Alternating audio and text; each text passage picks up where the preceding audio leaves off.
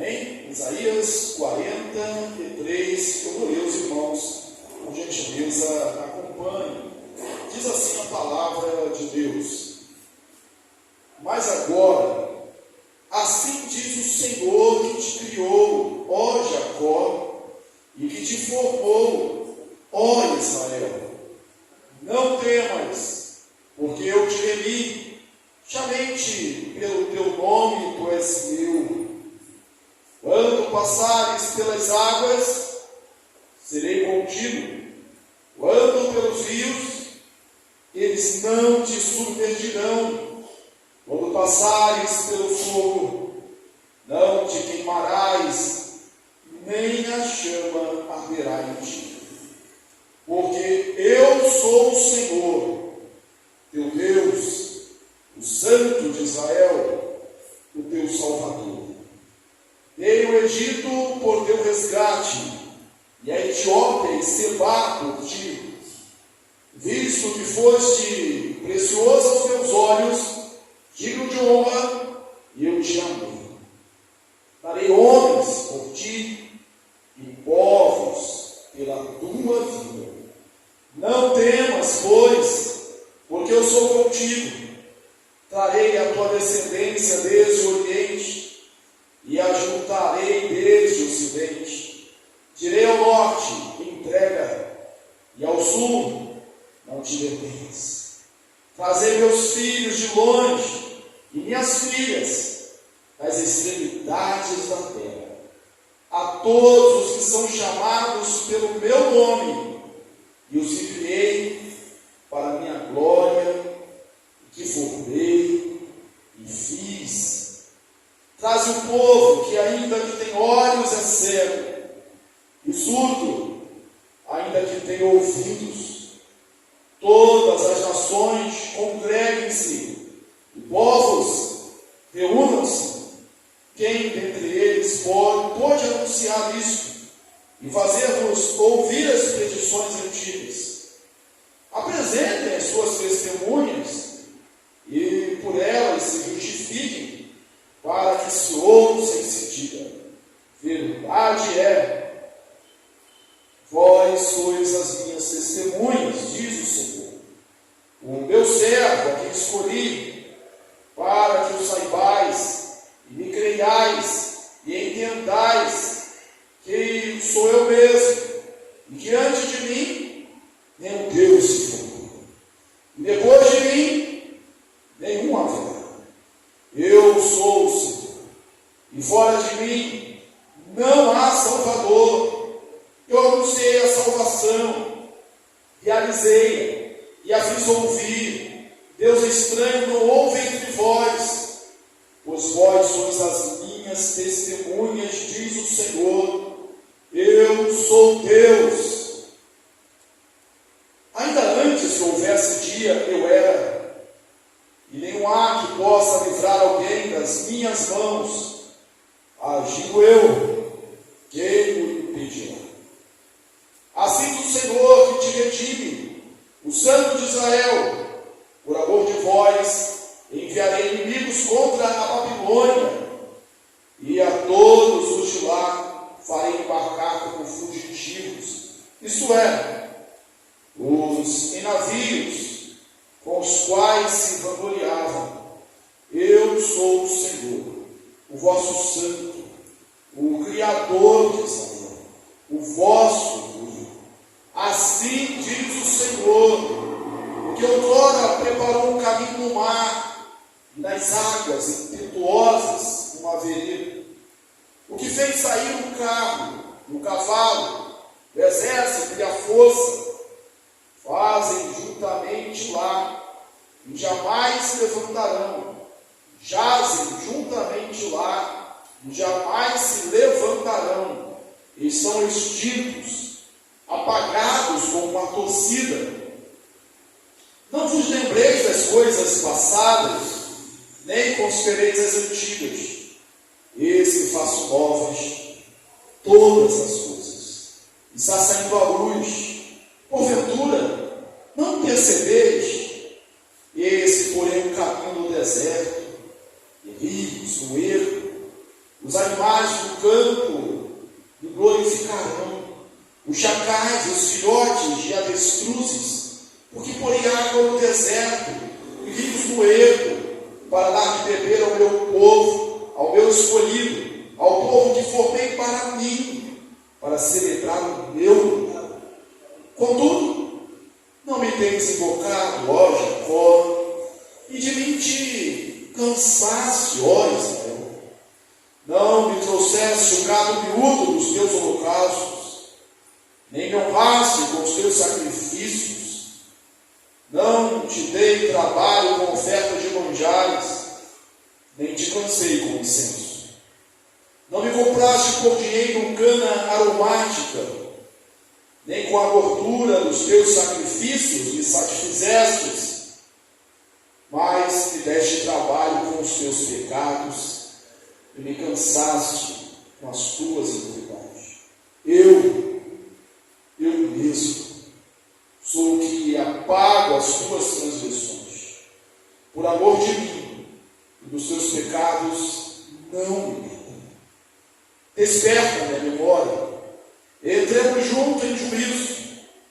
Apresenta as suas razões, para que possa justificar-te. Teu primeiro pai pecou, e os seus dias se prevaricaram contra mim, pelo que profanarei os príncipes do santuário e entregarei Jacó à destruição e Israel ao opróbrio. Assentai-vos, irmãos. O versículo 19 do texto que nós lemos diz: eu faço novas todas as coisas. Por acaso não o percebeis? Não o percebeis. Esse mesmo texto, como tantos outros das Escrituras, fala de um povo que, ainda que tendo ouvidos, é surdo, cego, ainda que tenha olhos, não consegue perceber.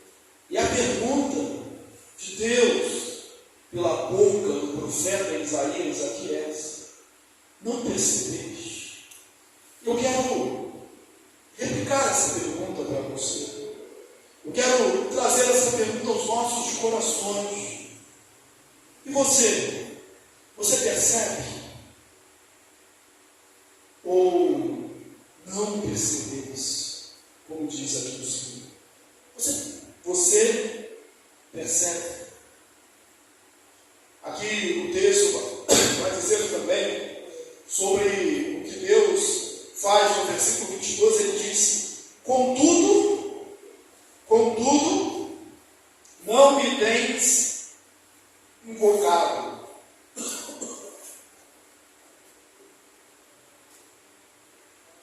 Contudo, não me tens invocado, Israel, e de mim te cansaste. Às vezes nos preocupa quando alguns irmãos falam assim: eu estou cansado. E a pergunta que a gente fala: está cansado de quê? Está cansado dos problemas? Está cansado da vida? Está cansado da rotina, como nós ouvimos tantas e tantas vezes? Está cansado. E quando isso começa a se multiplicar e repetir na vida de alguns irmãos, a gente já entende que o desfecho pode não ser muito bom. Isso é um bom sinal para a gente não cansar. Mas no texto, irmãos, a situação é mais grave. Deus exige vocês se cansaram de mim. E aí eu, mais uma vez, replico a pergunta do profeta: você não está cansado? Será que o seu cansado o seu cansaço é justificável? A nossa pergunta é retórica, mas a pergunta é: você está cansado de Deus? O que Deus é? O que Deus faz? O que Deus opera? O profeta Isaías, ele profetiza antes do exílio babilônico, e ele traz promessas de restauração. Ele promete, ele traz as promessas de Deus restauração, de volta do cativeiro. Esse cativeiro babilônico acontece em 586 a.C. e durante 70 anos o povo de Deus fica cativo. No capítulo 40 de Isaías, que nós já pregamos aqui, ele vai dizer assim, começando a profecia de restauração: falai ao coração de Jerusalém, bradai que já é fim do tempo da sua milícia, e que a sua iniquidade está perdoada, que já recebeu em dobro do Senhor pelas suas transgressões, pelo seu pecado. Esse destino, esse castigo está chegando perto do fim. E aqui no capítulo 43, ele continua dizendo: porque Deus vai livrar, porque Deus vai tirar do cativeiro, porque Deus vai mudar a sorte. O nosso Deus é o Deus que tira do cativeiro. O nosso Deus é o Deus que muda a sorte. Aqui no texto, numa primeira vista, o cativeiro físico, mas Deus liberta também do cativeiro espiritual. Nós somos um povo que foi transportado das trevas para a luz. Fomos resgatados para o reino do Filho do seu amor. Nós estamos também inseridos nesse contexto. E aí vai começar dizendo por que isso aconteceu, qual é a fundamentação disso. E ele diz: mas agora, assim diz o Senhor, que te criou, ó Jacó. Deus é o Deus que criou, Deus nos criou, Deus nos formou. Deus é o autor da nossa existência, é o autor da nossa vida, é de uma forma pessoal. É o Deus que no Salmo 139 diz que conhecia a substância ainda informe, como nós fomos criados no ventre da nossa mãe. É o Deus que nos formou, é o Deus que nos redime, é o Deus que nos resgata, é o Deus que nos livra, é o Deus que nos tira das mãos do inimigo. E essas promessas de Deus são repetidas aqui. E diz: não temas, porque eu sou o teu Deus, eu sou um santo no meio de ti. Deus, Ele quer que nós saibamos, irmãos, quem Ele é. E a maioria das nossas dificuldades, dos nossos temores, dos nossos medos, das nossas dúvidas, das nossas ansiedades, elas provêm do fato de que nós não sabemos quem Deus é. Nós não sabemos a grandeza de Deus. Às vezes a gente canta: quão grande é o meu Deus. Mas será que no coração, na hora da angústia, da luta, das aflições, a gente entende realmente quão grande é o meu Deus? Porque se eu creio que Deus é maior do que o meu problema, que Deus é maior do que as minhas aflições, que Deus é maior do que tudo, e que esse Deus não é pego de surpresa, porque Ele conhece todas as coisas. E nesse texto que nós lemos, e lemos todo, porque o texto é rico, é bonito, é cheio de textos que a gente conhece. É aqui que está escrito esse texto. Por exemplo: agindo eu, quem impedirá? Está aqui nós lemos. Agindo Deus, quem pode impedir? Basta uma palavra do meu Deus. Nós somos um povo que acredita nisso. Nós somos um povo que crê assim. Basta uma palavra do meu Deus. Ele não está encolhido, Ele não está num canto. Ele não é um Deus que a gente coloca numa caixinha e a gente move como a gente quer, mas Ele é Deus. Agindo eu, quem impedirá? E a nossa resposta é: a gente sabe, Deus, que ninguém vai impedir. Mas por vezes a nossa declaração de fé, que a gente confessa com os nossos lábios, e nós, sermos humanos, falhos, nós somos assim cheios de contradições. A gente diz que acredita, mas na coração a gente tem teme, a gente se angustia. Como é difícil, por causa do tamanho, da pequenez da nossa fé, colocar na prática 100% aquilo que Jesus disse. Não andeis ansiosos por coisa alguma. A gente não precisa andar ansioso, por quê? Porque Deus cuida de nós. Você diz, pastor, eu sei que Deus cuida de mim. E eu digo para você, eu também sei que Deus cuida de mim. Deus cuida de nós. Mas por vezes nós vacilamos. Deus é grande, Deus é o Criador, Deus é os filhos da terra, Deus é que fez todas as coisas. É nesse texto de Isaías 43 que ele diz assim: porque antes de mim, nenhum Deus se formou. E depois de mim, nem o outro haverá. Israel foi levado para a Babilônia. E nesse cativeiro, conviveu com muita idolatria, com vários deuses dos babilônios, são deuses acreditados. E esse antes de nenhum Deus se formou, não é que depois algum Deus se formou, se auto-formou. Ele está falando aqui de contexto idólatra. Antes que a engenhosidade humana formasse o primeiro Deus, o primeiro ídolo, para se adorar, antes disso eu já existia.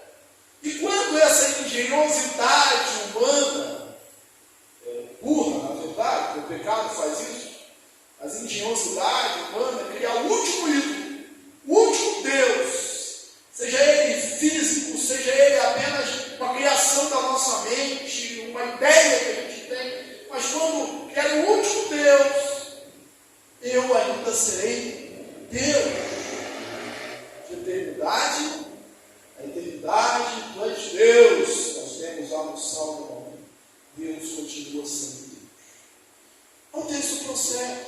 E mais um versículo belo, lindo, que é bom ter decorado: quando passares pelas águas, elas não te submergirão. Quando passares pelos rios, eles não te afogarão. Quando passares pelo fogo, a chama não arderá em ti. Porque eu sou o teu Deus. Eu sou o teu Deus. Está se reportando aqui a eventos históricos, livramentos de Deus ao seu povo, que já tinham acontecido e que Israel tinha em alto valor, que era a libertação do Egito. Do Egito chamei o meu filho, depois ser aplicado a Jesus, lá no Evangelho de Mateus, ser aplicado a nós, somos o Israel de Deus, do Egito, da escravidão, do cativeiro. Chamei o meu filho, chamei Israel. O que aconteceu? Deus libertou o seu povo com mão forte, 430 anos de escravidão. Um povo subjugado, um povo humilhado, mas a Bíblia diz que Deus ouviu o clamor, que Deus viu as lágrimas do seu povo. Deus, no tempo dele, o grande eu sou, Yahvé, ele mandou Moisés como libertador, como 10 pragas. E quando eles estavam diante do mar, Deus abriu o mar vermelho. Nesse texto, nós lemos isso aqui, quando ele diz: eu farei um caminho pelo mar. Eu farei um caminho pelo mar. Deus abre um caminho onde não há caminho. Hoje, pela manhã, pegamos em João, no capítulo 6, quando Jesus ele vem andando sobre as águas, e colocamos: olha, o teu milagre, a solução do teu problema, o teu livramento, a tua resposta vem andando sobre as águas. Algo inusitado, sobrenatural, é milagre. O Deus que faz o caminho nas águas, o Deus que abre o mar, e Israel passa até enxuto. Mas o exército de Faraó, o cavalo e o cavaleiro, eles são submergidos, são afogados, eles perecem no instante. num momento. Acaba-se. 430 anos de escravidão. Não importa o tempo, não importa quanto tempo durou, ou quanto tempo está durando a sua luta. E nós temos um problema, é que é comum. Talvez não devesse ser, mas a gente se acostuma. A gente se acostuma com o problema. A gente se acomoda. E não importa o tempo que está demorando, basta uma palavra de Deus. A que Deus tem me pedido. Eu vou fazer um caminho. E mais, aí ele diz: olha, quando passares pelo fogo, a chama não arderá contigo. Ainda no contexto agora, não do êxodo do Egito, mas Deus estaria trazendo Israel um novo êxodo. Agora a Babilônia, com 70 anos depois de cativeiro, levantando a quem ele quer. Não foi armas, não foi revoluções, não foi um grande movimento. Deus levantou um homem, Medo-Persa, um ímpio, Ciro, e o chamou de meu pastor. E através desse homem, ele liberta Israel. Mas durante o cativeiro, lembra da história dos 3 amigos de Daniel, Sadraque, Mesaque, Abednego, quando deu-se ordem para que eles se adorassem, para que todos se prostrassem, não se prostraram. E aí Nabucodonosor falou assim: a gente vai acender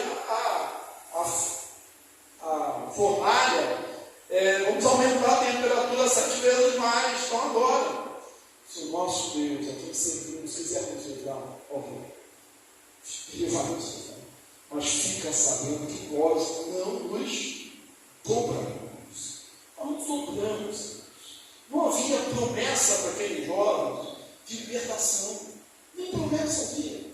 Mas eles sabiam do Deus em que eles criam.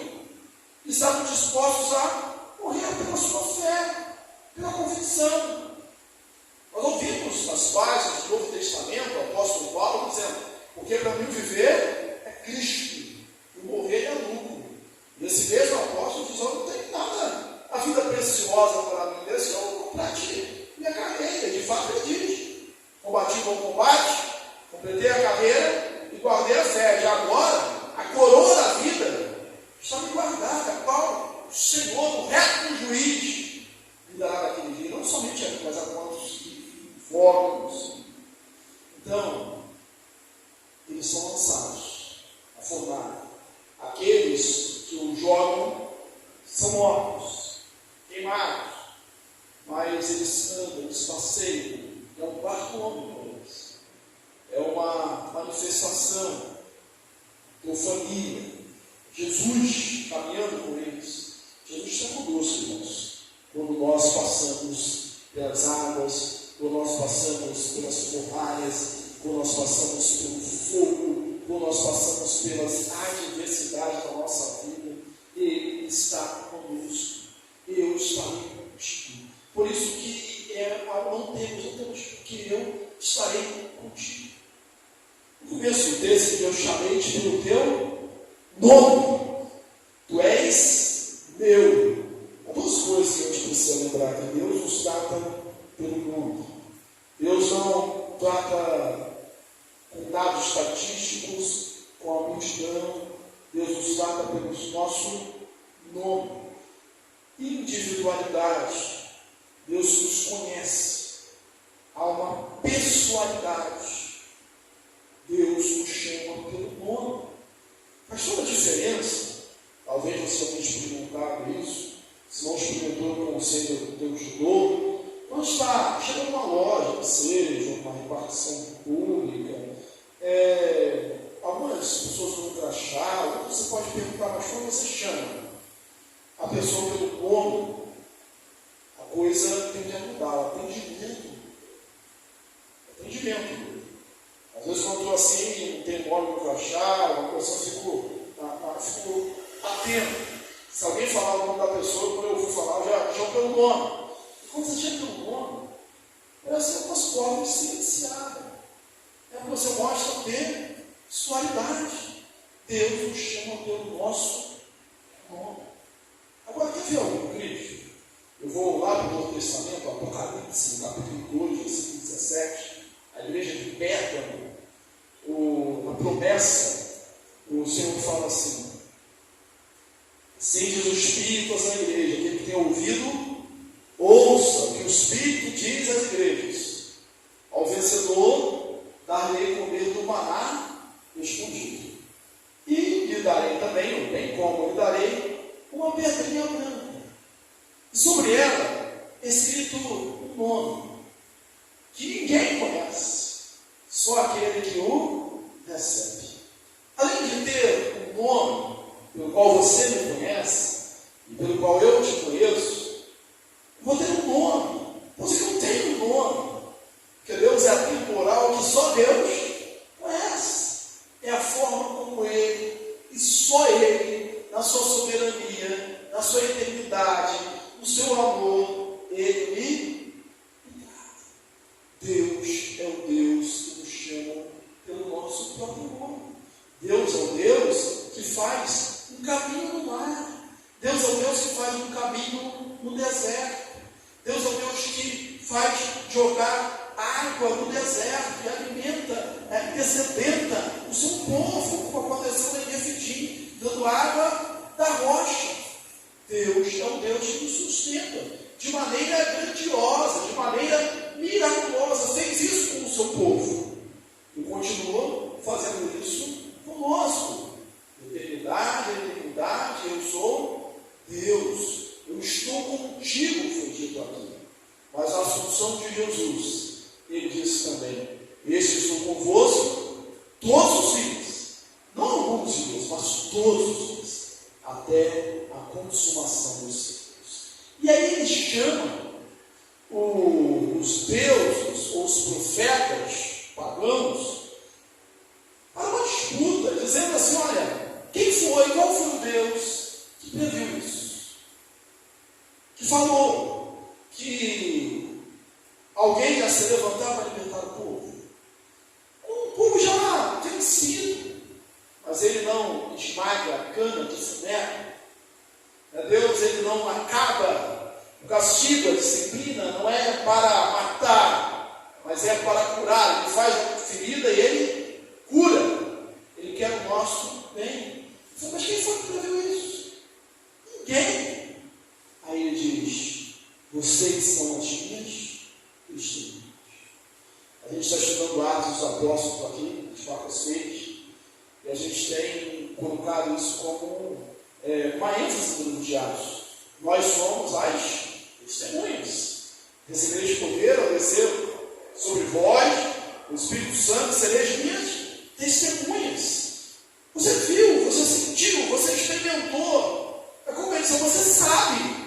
E é por isso que aquela pergunta que eu li aqui no início, eu dei ênfase no início, acaso você não percebe? Acaso você não percebe? Acaso você não sabe? Você devia saber, porque você é minha testemunha. Eu fiz isso na sua vida, eu operei isso na sua vida. Você está assim por quê? Aí ele diz algo que é maravilhoso: eis que farei novas todas as coisas. Você tem que uma coisa, algo novo. E aí no Apocalipse a gente lê, que eles façam novas todas as coisas. Sabe o que está dizendo isso? Eles só não lembrem das coisas passadas. É que eles não deviam lembrar, mas é que eles tinham em alta conta o abrir do mar vermelho.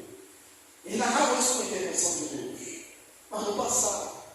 Então você não precisa mais lembrar disso, né? Dessa forma, saudosismo, como algo que não acontece mais, porque eu vou dar um livramento. Eu vou fazer algo novo agora. É algo tão grandioso que aquilo que aconteceu vai ser testemunha, mas vai ficar no passado, porque eu faço novas todas as coisas, eu continuo operando. E operou livrando Israel aí do cativeiro babilônico. Depois, irmãos, no ano 70, quando o general Tito invade Jerusalém, mais uma vez os judeus são dispersos pelas terras, pelo mundo. Deus chama da extremidade, lá no 1945, por aí. Olha, e o Estado é refém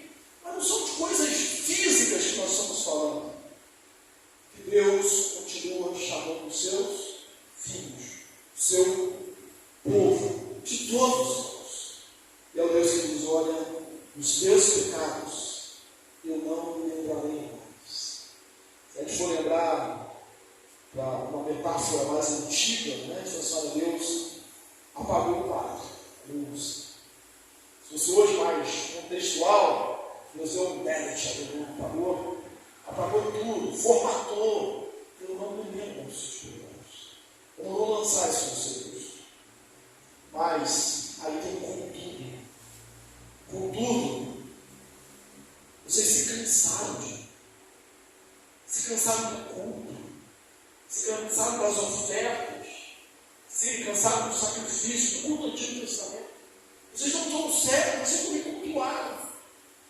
Isso, irmãos, é o paradoxal mesmo, é anormal, é o que dá para entender. Vocês se cansaram de mim.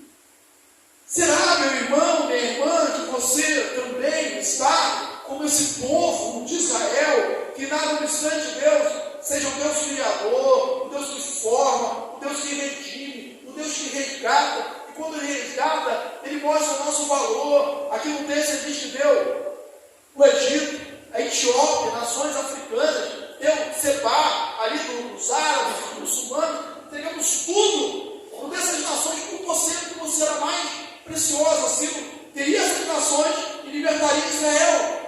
Eu resgatei, eu paguei. No Novo Testamento a gente sabe que o preço do resgate da nossa vida foi o sangue de Jesus, não foi ouro, nem prata, mas foi pelo sangue de Jesus que nós fomos resgatados do nosso fútil procedimento que nos legava nossos pais. Ele nos comprou com o seu sangue precioso. Ele verteu o seu sangue na cruz, Ele pagou o preço, Ele rasgou na cruz o decreto de dívida que era contra nós. Somos preciosos, olha por Deus. Quero começar a pessoa se cansando de Deus, cansando do culto, da adoração, das leis, dos mandamentos, da santidade, da busca, da oração, da leitura da Bíblia. E a palavra de Deus, como foi a... Eu também me cansei de vocês. Também me cansei de vocês.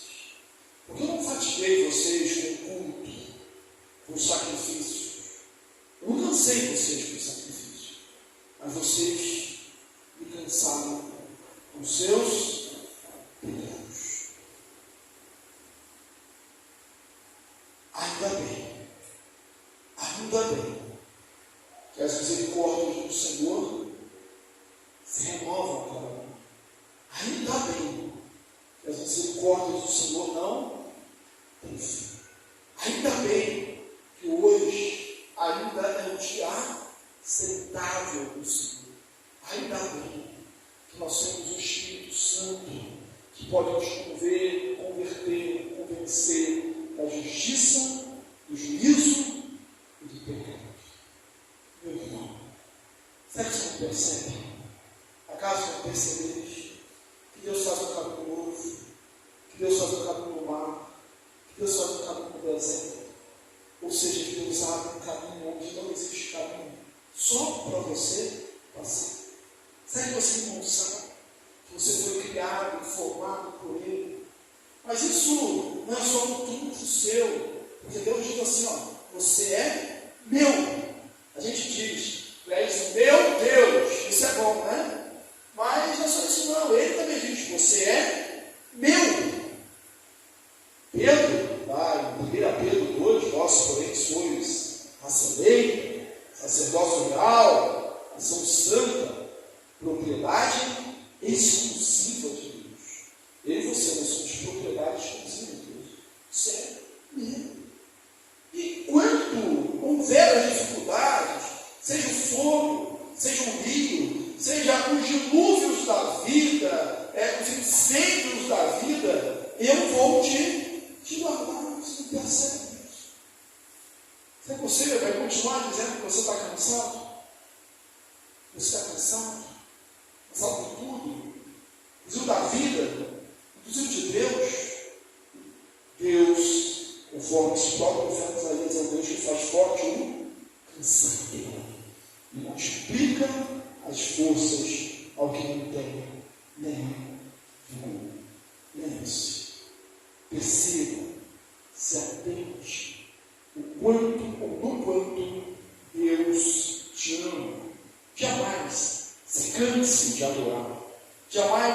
se canse de orar, jamais se canse de ler a Bíblia, jamais se canse de estar no culto, jamais se canse de pregar o Evangelho, aplicar várias virtudes daquele que nos chamou das trevas para a sua maravilhosa luz. Jamais se canse, seja como Paulo, que pregava a tempo e a fora de tempo.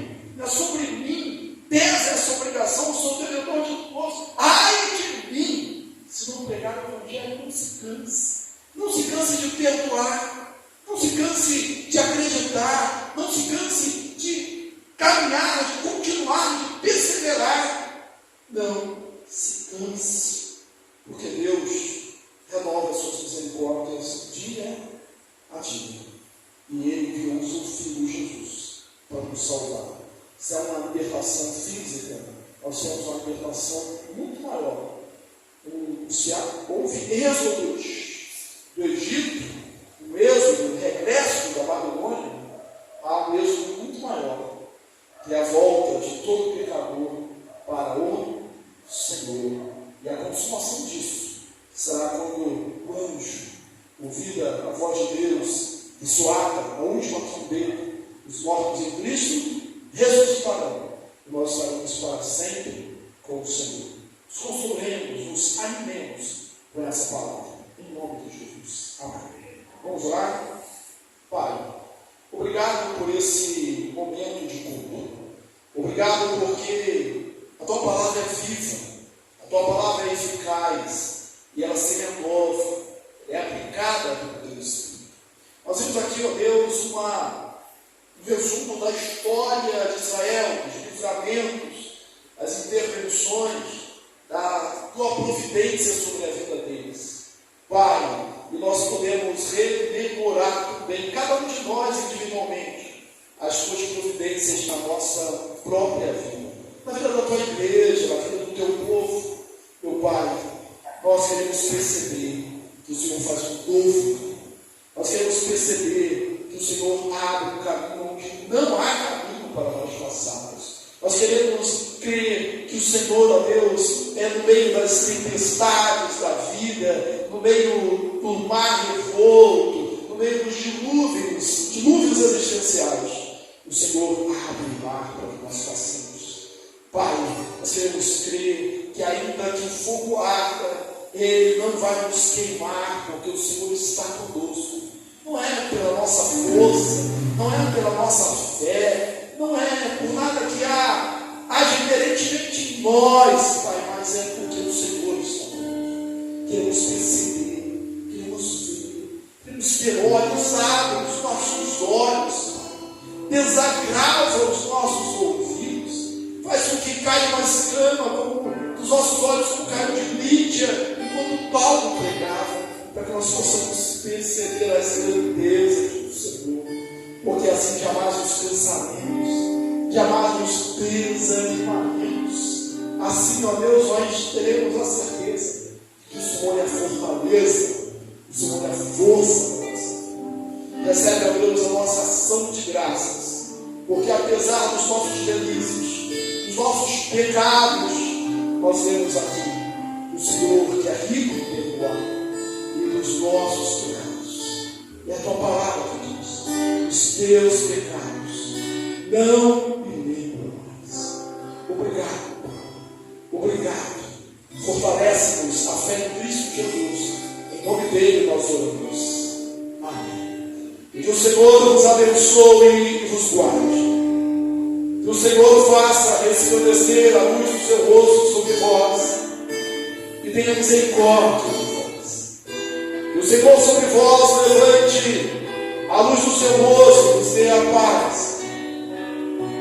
E que a graça de nosso Senhor e Salvador Jesus Cristo, o amor de Deus, nosso eterno Pai, a comunhão e as doces consolações do Divino Espírito seja convosco, irmãos, e convosco permaneça hoje e pelos séculos dos séculos.